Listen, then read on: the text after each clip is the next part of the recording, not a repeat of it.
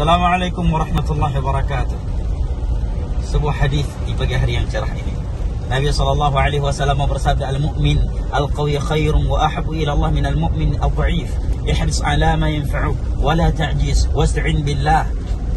Seorang mukmin yang kuat lebih dicintai dan lebih baik di sisi Allah daripada seorang mukmin yang lemah. Semangatlah engkau melakukan setiap sesuatu yang bermanfaat buat dunia dan agamamu, dan jangan bersikap lemah dan memohonlah pertolongan kepada Allah. Dan apabila terjadi sesuatu yang di luar kehendakmu, maka jangan sekali-kali engkau berkata seandainya aku berbuat demikian dan demikian. Tapi katakanlah qaddarallah wa ma syaa fa'al, fa inna law taftah abwaab syaitan. Karena kata law, seandainya itu hanya membuka pintu-pintu syaitan. Wassalamualaikum warahmatullahi wabarakatuh.